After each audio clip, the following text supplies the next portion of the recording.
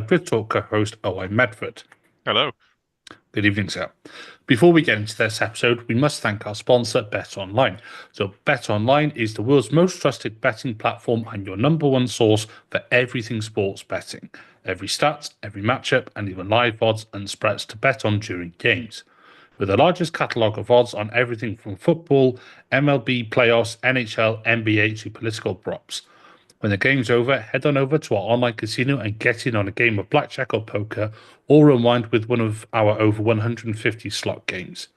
Head to the website today to get in on the action with America's most trusted site for online wagering. Bet online, the game starts here. Also, be sure to follow the show on social media using the handle @GridsTalkUK. If you're feeling extra generous, please consider supporting us on Patreon for exclusive access and behind-the-scenes content. So, gentlemen, the 2024 US Grand Prix has just been and gone. It is the latest one for us in the UK, hence the slightly blippy intro there from myself. Can you guess I'm going to bed after this? But Phil, we'll start with you, good sir. Obviously, our resident American on the show as it is. It was really fitting that you be here. And we have to start with Ferrari. They started P3 and 4, and they finished P1 and 2. I mean, what more can you say? Yeah, I mean, credit to the Scuderia this weekend, Tom. I mean, it doesn't happen all the time, of course. Maybe it will more often starting next year. Wink, wink. But the fact is, Charles Leclerc has, when he shows up, he's been at his absolute peak to what Ferrari has wanted for so many years. It happened at his home Grand Prix. It happened at the Italian Grand Prix, and now it happened at Coda on a day where he started fourth. In the sprint, it wasn't as easy for him. Carlos had outqualified him and also ran better yesterday. Carlos did have a lot of pace too, and that helped in his case to finish second. And maximizing a day, getting the most out of it, having cars and going and doing what they're supposed to do is not the Ferrari norm. So the fact that they were able to just basically get away and dominate is a great thing for them, great for the fans, and maybe a precursor of the last few races because they're also in this mix for the Constructors' Championship, to be fair. Not in the same area as McLaren, but definitely in the mix. So if they can finish out the season strong, it could be a great sign of things to come. And also just great momentum for Charles on his way to finish out this season as well. Absolutely. It's the third win of the season for Charles Leclerc after he won his home race in Monaco and won Ferrari's home race in Monza. If you'd have told us, with all this talk of a championship fight, that he'd be on the same amount of Grand Prix wins as Lando Norris this season, I think some people would have somewhat called you a bluff. But Owen, speaking of calling people's bluffs, that's an ambitious segue at best. We do have to talk about the Lando versus Max scrap that went on today. An absolute titanic battle, if I do say so myself, between these two drivers. Some supreme defending from Max, some very, very good attacking driving from Lando, especially in the latest stint. Let's have a quick look at the end of the race because there was a bit of stuff going on in turn one, which we'll talk about in a second. But first off, I just want to get your view quickly on the Max versus Lando scrap that happens in the closing stages. Yeah, I think it's going to be quite a bit of a controversial one, particularly with, funnily enough, with George Russell being penalised in a similar but not identical move. Obviously, Lando knows that he's got two choices there, and he's chosen to go on the outside. So one of the benefits of the COTA circuit is that you can a lot of the braking zones and the entries into the hairpin corners are designed to be as deliberately wide as possible, which allow you certain lines through and multiple different lines through the corner. And Lando's chosen to take the outside line on a couple of occasions. When he does finally get his car in front um, of Max, unfortunately, it's sort of by going off the circuit. Um, and yes, there's a certain amount of, well, Max went off too, but the difference is to George Russell's sort of overtake is that George Russell went. Yeah, was it George Russell went sort of up the inside and forced another driver off the track and got the penalty, whereas at no point was sort of there's no sort of real reason for Max to give Lando room there, and the fact that he's gone off the track to effect the overtake rather than run someone out of road is just slightly different. And Max sort of, I think Max has sort of played it beautifully, as you say, and he's gone through the corner as close as possible as to what he could do. But unfortunately, yes, he's gone off the track and gained an advantage. If Lando Norris isn't there, then if basically it's just a it's a lap time deletion and that's that. Whereas for Lando, there's the difference of another car being on the inside that he's then had to go off track to overtake. I think that's the crucial difference there. Whereas with George Russell, obviously he's forced someone off, but Valtteri Bottas is being overtaken, not not trying to take the place. That's the difference. As you say, it was masterful defending by Max, the sort of thing you expect, and the sort of thing we've seen earlier in the year. I think really though I think the slight issue for Lando is that he was never going to get it around the outside. Very clearly, it was the only overtaking space on the track, and to be quite honest, you have to send it down the inside of Max Verstappen and hope you can send it on the and hoping you get it stopped on the apex and stop him coming back at you. That's the only chance you've got. And unfortunately, he didn't do that, and he's paid the price for it. Exactly, and we'll probably cycle back to this sort of later on, but in the grand scheme of things, with the championship battle, which I still maintain there isn't really a championship battle because Norris just hasn't got the minerals, and I stand by that. Certainly not this season, anyway. Next season might be a different story, but yeah, I still maintain Max didn't do anything wrong because the onus was on Lando to not completely overtake outside the corner. If there was gravel there, we wouldn't have had that issue. But that's just my opinion on it. It was hard racing, but it was good racing. We said we wanted hard racing, and that's what we got. Phil, just looking at the Mercs, given they both had pretty poor starting positions, sorry to bring this one up to you, as I know you're a Merc fan. They both had not the best starting positions. Hamilton didn't have exactly the best quali, and Russell had to start from the pit lane after crashing in qualifying, bringing out the yellow flags. As we know, Russell managed to do a slightly alternate strategy. He started on the hards, helped a little bit by the early safety car, then switched to mediums, had good pace at the end and finished P6. Hamilton, a slightly uncharacteristic spin, left him beached in the gravel and meant he DNF'd. Now, let's have a quick look at their sort of race today. I mean, Hamilton we sort of put aside because he was out on lap 1 or 2. I think it was lap 1. But Russell end of the second lap. End of the second lap. Thanks, Phil. I couldn't remember if it was like 1 or 2, but Russell, that's a brilliant recovery drive from him. So let's just have a look at that quickly. How did you rate Russell's drive today? I mean, for Georgie boy going and binning it yesterday in qualifying when he had a chance to probably be in the top 5, we can say that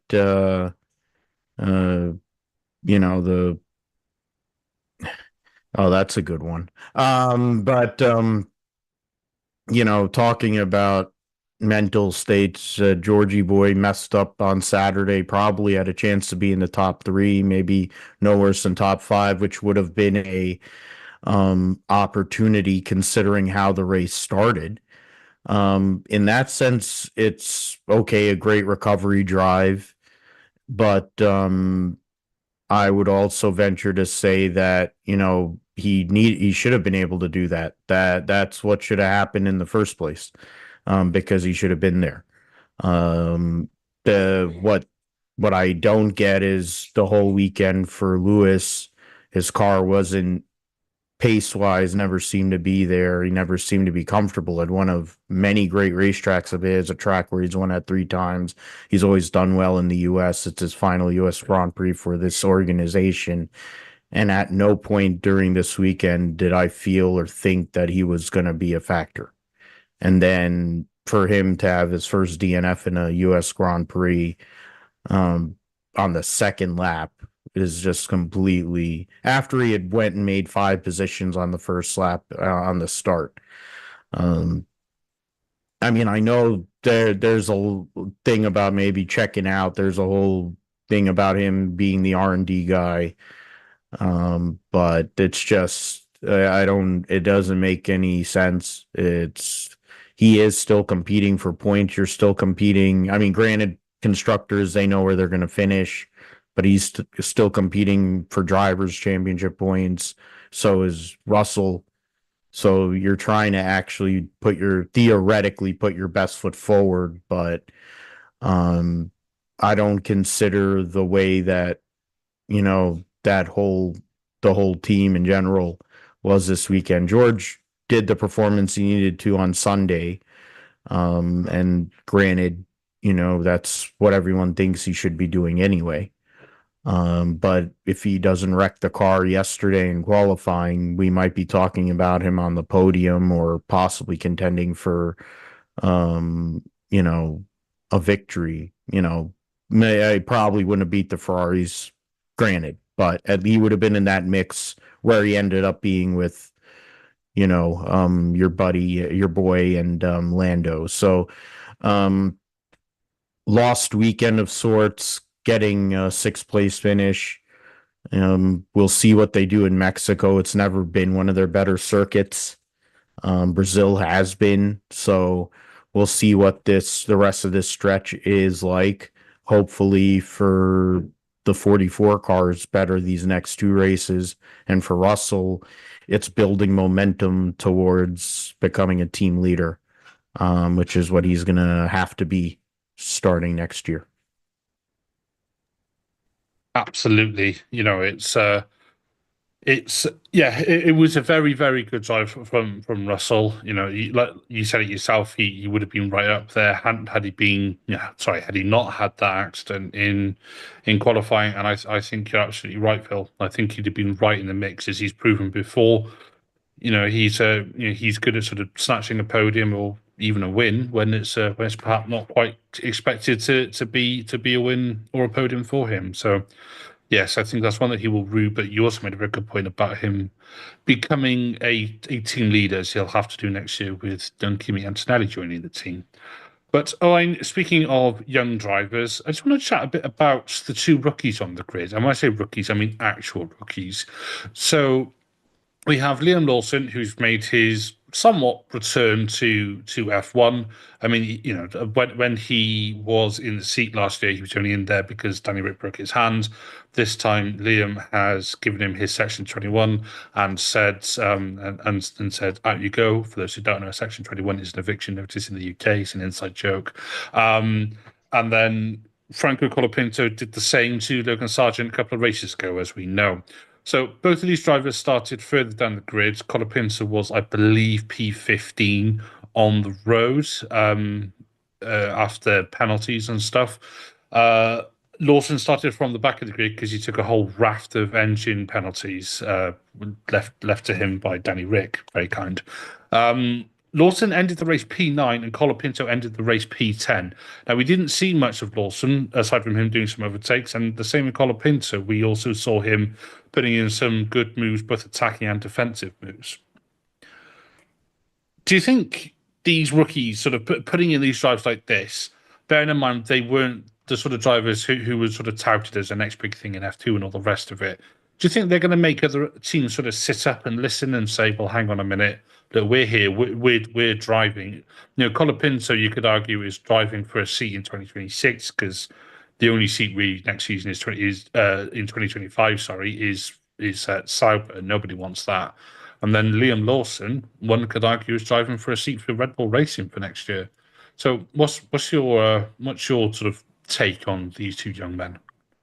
Well, I think from Liam Lawson, I'll start with him because he's done an incredible job. To start from 19th on the grid, the only people, the only person physically behind him was the medical car and the guy who waves the flag to um to say that everyone's lined up properly. Those are the only two people behind him on the grid, and through sort of just a great drive, execute the strategy really, really well, much better than we have to look at his teammate.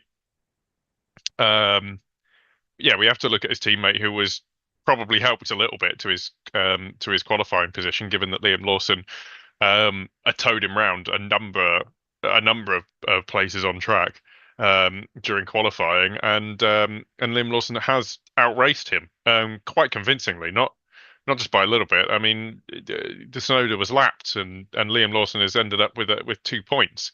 That he's only he's only 2 places off Perez. To put that in perspective, and Perez, unfortunately didn't have the benefit of setting a lap in Q3. I don't believe owing to Lewis Hamilton's George Russell's escapades, mixing the two up as they ended up in the same gravel trap. It's absolutely astounding, and it's one of those things that makes you. It does make you sit up and take notice if you're in the Red Bull driver academies and think, you know what, maybe we should be making decisions where we're in a constructors fight.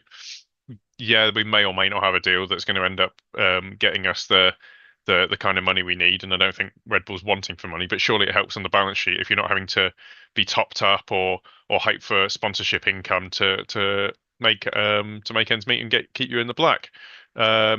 Where Liam Lawson, by comparison, seems like we don't know without he's got a low pressure position right now in some ways, but also high pressure. So it's a little bit of a difficult one, I guess. But I'd say it's relatively low pressure. He hasn't been in the limelight, basically, been in the top team, and he's doing a great job with it. Granted, it's his first race. But again, to move to Colapinto,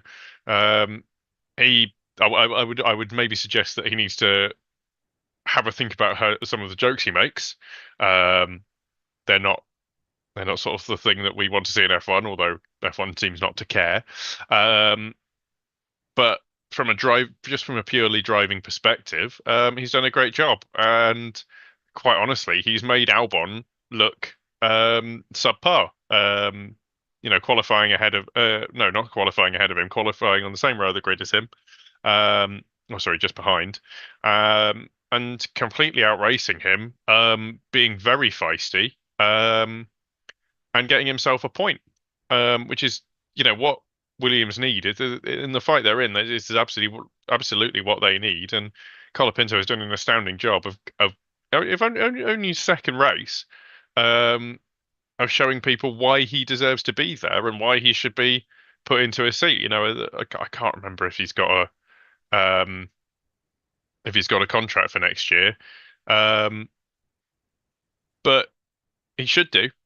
If he doesn't, it's honestly, it's great to see that we've got two new rookies come in, and they've admittedly Lawson's got prior experience, but really showing some of the other drivers on the grid that maybe their seats aren't as safe as they think, because clearly there are people jumping at the bit and showing that they mean business. I mean, I'd like to see a bit more of them, but just given these early steps, they've got the maximum that you could really ask for out of the weekend. Yeah, absolutely. Some good points there, and these young two drivers are definitely taking the I wouldn't say taking the grid by storm, but they're definitely making themselves known for how sort of how good they can be. And if you like things that really are that good, why don't you leave us a 5-star rating on Spotify or a 5-star review on Apple Podcasts? And also, if you're one of the 70% of people who aren't subscribed, please do consider helping us out with a like and a subscribe. That was probably one of my worst segues, but I don't really care. So, just moving on, final topics. Phil, one of the things that did get sort of dragged up in the conversation today, and it's a time and time and time again, topic about F1 is the inconsistency in penalties. Now, this sort of brings me on to, well, it will bring me on to a wider point, which I'll discuss with Owen at the minute. But bearing in mind the penalties that we did and in some cases did not see today, do you think the rule book just needs to be sort of stripped back and started again? Because once again, the FIA seems to have just, I was going to use a word I can't then. Once again, the FIA just appears to have dropped the ball, should we say? I'm not surprised. It's been going on for I don't know how many years. So, um, do I trust the people in charge to actually go and correct the issues that seem to be there when they happen over and over again? It's kind of like the definition of insanity. No. I just assume that it's just going to continue because they like the circus. It must be a thing that Liberty is into.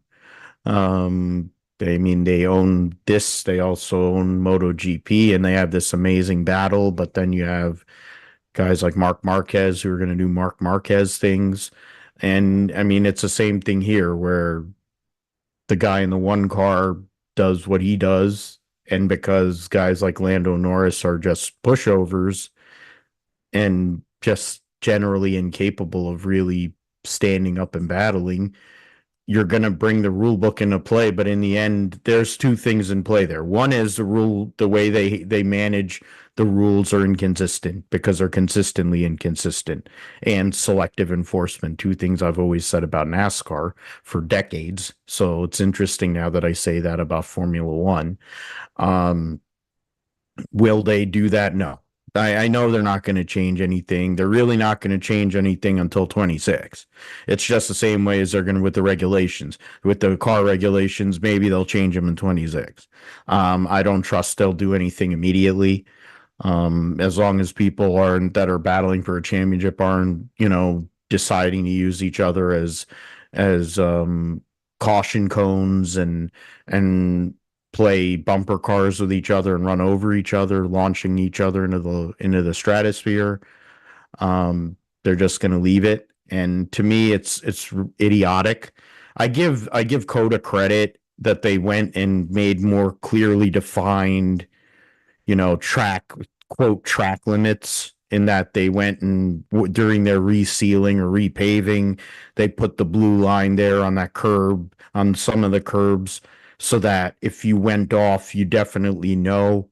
But just like most circuits these days that are grade 1, tier 1, whatever they're called, the runoffs take away from the reality of the world. There should be defined runoffs. If you go off, you're going off into the sand, or you should be going off into grass or whatever.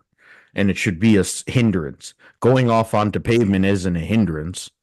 And when people are able to go and know that they have that runoff, they'll just go and decide to let the car move over. They'll just lazily let the car move over to the outside there and not give enough room. And it's not going to change. I'm not holding my breath. It's just what Formula One has become, unfortunately, in that sense. And when you have a semblance of a battle, especially for Constructors' Championship, when you're talking about the amount of money that they're battling for, and you're going to tell me a penalty or somebody going and deciding that what one person did was more serious than the other, when it's basically the same thing, it to me is a sideshow. But that's what they do, so I'm not surprised by it. Fair enough. Strong words there, Phil. And yeah, I do I do certainly agree with some of what you said there, especially around defining the runoffs. Because as we saw today, even with defined runoffs and AI and all the rest of it, drivers can still just run wide and just be stubborn. Owain, this kind of leads me on to our final sort of talking point from today, and it is something that I clocked right at the start of the race. Is this whole lap one giving leeway for things? Bearing in mind what Phil has just said, and given his, for our audio listeners, Phil is just shaking his head, borderline in disgust, which I think is probably going to be a pretty unanimous thought on this. The whole lap one leeway that the FIA seems to give, do you think that's fit for purpose, or do you think by this point teams are just using it as an excuse? Because we've seen it today where Max went quite aggressive on Lando. He kept his car just about in track limits, but Lando went wide. We saw it with who was it in Russia a couple of years ago? Wasn't it Alonso? Basically, just beeline turn three and said, "Oh, I went off in his lap one and he was fine." Do you think that this sort of gentleman's agreement, they almost call it? I loathe to use that phrase, but this sort of like secret handshake that's going on here. Do you think this needs to stop in F1, and it should just be a case of, irrespective of the lap it's on, an offence is an offence kind of thing? What do you think? Um, I do right. So I do. I think there have been quite clear, um, sort of how would I put it? Occasions of abuse. It's kind of I watch a lot of rugby, and there are situations in a lot of sport. There are situations which become chaotic due to just the large number of factors at play. And one, for example, is the scrum in rugby, where you've got 16 people pushing against each other, crouched down, so that you can't really see what's happening underneath. And there's a quote that I've heard many a time, which is that your average scrum in rugby, there's 7 or 8 fouls happening at any one time, and the referee just picks one. And I think there's a certain amount of it that's going on in Formula One race starts, lap ones. I think I'll say first and second, maybe third corners, but clearly in that opening phase of the race, because of the benefit of getting ahead, for your later race. I mean, how we saw how, for example, the Ferrari drivers at the sprint yesterday going hammer and tongs, probably slowing each other down and taking themselves out of contention for the win in the sprint yesterday, or at least maybe being able to have a go at Lando Norris and maybe Max Verstappen. That benefit is so high, that teams and drivers will do anything for it. These are highly competitive people. We've said that a million times. And I think knowing that, and just given the fact that you've got 20 people trying to make decisions of how to get around each other and not take their own, take themselves out of the race, and preferably not take anyone else out of the race in the process, that leeway is there for um, for people to be able to react without fear of being accused of doing something incorrectly. Because otherwise, you would have quite literally a car crash at T1 of people choosing their lines, not deviating from them, and we'd have, we'd have basically 20 cars worth of carbon fiber stuck together, and it'd be the world's hardest sort of unpicking puzzle. That's a terrible name for it. But as I've said, I think what teams have done is taken that as license to go, well, I had to go off track there because someone else was going to hit me, or I had to do this. I had to keep my foot in to avoid an accident. And I think that has gone too far. But conversely, I also think that if you were to try and investigate every single interaction that happens on lap one, you would be there. We want the stewards to be in as much as they can to be resolving these things in race, so that everything can be sorted out, and the result you get as provisional is only subject to technical infringements, not sporting and racing infringements. But I think given that we wouldn't be able to do it, it sort of with the number of you would automatically be there after the race with people wanting to appeal things because of that. And unfortunately, I think it's going to constantly be a system that's open to a certain amount of abuse. We can try and minimize that, but without knowing what is exactly going on in the driver's head, where they've taken advantage of that deliberately against the spirit of the rules, then unfortunately, I think we're going to be in the situation where we're always going to be sort of we're always going to be worrying about this. So, maybe drivers are taking advantage and things like that. I mean, I haven't even gotten to the fact that at the start of a race, cars, drivers' tires are cold and their brakes are cold comparatively compared to later on in the race. And there again, you've got 18 other people or however many are involved in each, in your sort of sphere of influence, and it concertinas, and you couldn't model this. So I don't think it should be got rid of at the end of the day. I think maybe I don't know. I don't know what the solution is, and I'd like to provide a solution if I'm going to criticize. So I personally can't criticize it, bearing in mind I don't think there's anywhere we can go from this. I think this is unfortunately it's the lesser of every other evil. Like I say, it's there to stop people sitting on their line and saying, "Well, I couldn't deviate," because for fear of being told that being said being given a penalty. That's ultimately my think on it, view on it. So I don't think we can get rid of it, unfortunately. Yeah, that's fair enough. I mean, it's one of those ways to the six one half doesn't it the other, and like you said, it will always be open to some form of abuse, whether that's us having I say us, I mean fans, the sport, whether that's the rule being there or the rule not being there. I said, well, it's not even a rule, is it? So that's there are ways which will be abused regardless. So it's like one of the many rules that exist in F1. It probably needs to be stripped back, completely restarted, thrown in the bin, and rewritten from scratch.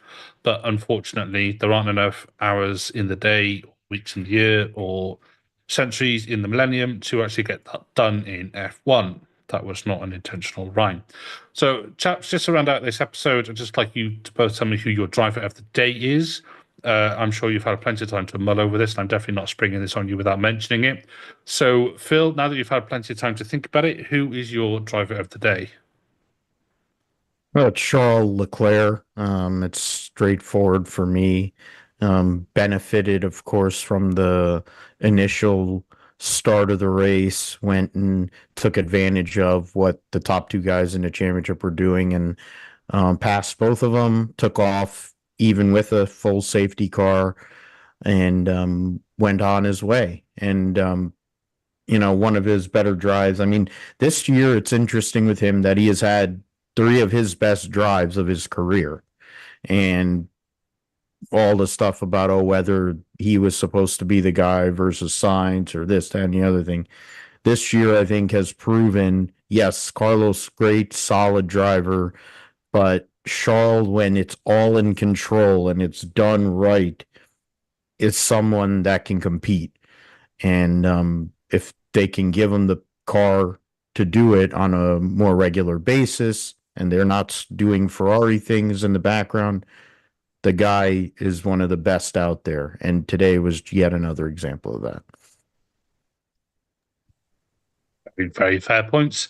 Owen, who is your driver of the day? I mean, I think I have to give it to Charles Leclerc. He was out there winning the race quite convincingly. I think I don't know what the issues Sainz has were early in the race, so I think he's a close second for my driver of the day. But I think Charles Leclerc, sorry, did enough to show why he is Ferrari's driver going forward from their current two. And you know what? I'm giving it to him, even if only because unfortunately, I feel like his achievement and Ferrari's achievement has been overshadowed a bit by the fact that we're talking about penalties yet again. and stewards' decisions rather than what an astounding job that they did. Absolutely, yeah. See, it does feel like the whole Ferrari result was overshadowed today. I think mainly because they didn't get any coverage because they were so far out in front. So what year is this? 2004. But anywho, for me as well, my driver of the day is the clean sweep. I'm going to say Charles Leclerc, but special mention to Liam Lawson and Franco Colapinto for their efforts today. Yes, that is it. So, chaps, before we finally finish, one final thing. Phil, I mentioned you are from the Grip Strip podcast. Do you just want to tell us a bit about that? Sorry about that there. Yeah, the Grip Strip podcast, we talk about all things motorsports and some sports on our end here. We talk about Formula One, but we also talk about NASCAR, IndyCar, and sports cars, motorcycle racing, MotoGP, as I mentioned, et cetera, et cetera. Talk about the NFL. Baseball will be this week too, because my New York Yankees, I say my, of course, because I'm one of those idiots, just made the World Series for the first time in 15 years. So I'm very happy about that. You can find myself, and actually this week I'm going to have a special guest co-host, somebody we're all familiar with here. George is going to kick in and actually help me out. So it'll be good to have. It'll be a second time, at least a second time, maybe third time on the show. So this time at a more reasonable hour for him. But yeah, you can find us on YouTube at Gripstrip Podcast and at Gripstrip Pod on Twitter. Find me at PG Matthew 28 on Twitter. My regular co-host Josh Huffine, JP Huffine, and he does his iRacing stuff at uSailor2 on Twitch. Former iRacing Indy 500 champion. So we talk about all things. I say if it goes fast, we talk about it on the Grip Strip podcast. So that's it for me. Thanks to everybody, to you, Tom. Great to talk to you again. And Owain, always great to be on with you guys. And Aiden, for all the great work you do at ridiculous times of the day on your end. So credit to everybody here. Always nice to be here on the Grid Talk. Lovely, thanks, Phil. It's always good to have you on, my friend. And as for me, myself, before I do that, Owain, ever so sorry. Can you tell it's almost midnight here and I'm ready to go to bed? Is there anything you want to promo quick before I cut you off again? My own voice and agency, I think, would be fair. it. But also, if the social channels for the Grid Talk podcast. So if you'd like to continue engaging with the show, then please, send your opinions to sort of you know what? It's very late and I've messed up as much as Tom has, which is weird because I've had even less stress. I've not hosted the show. No, come find us at Grid Talk UK on all of the social media services with the @ whether that be Threads, whether that be Facebook, whether that be Instagram. Come and talk to us. We'd love to hear your opinions on everything we've said, and you can find us at Grid Talk UK on all the social media services with the @. Absolutely. And as for me, I just want to shout out Owain for giving that shout out to our socials, which I definitely didn't forget about. So Grid Talk is available on YouTube, where most episodes are recorded live, as well as Amazon Fire, Spotify, Apple Music, Verbal, and Pocket Casts. Just search Formula One Grid Talk for our back catalogue of shows. We have reactions and previews for both race results and some of the qualifying results. A big thank you to Jared Bradley, Holly Eagle, and Kevin Beavers for supporting us on Patreon. If you'd like to support the show further, you can absolutely sign up to Patreon for exclusive content. Please do make sure you're subscribed so you're the first to know when each new episode is released. We'll be back soon, later this week, for plenty more content, this time to preview the upcoming Mexican Grand Prix. Until then, thank you very much for listening to the Grid Talk podcast, presented by Bet Online, and goodbye.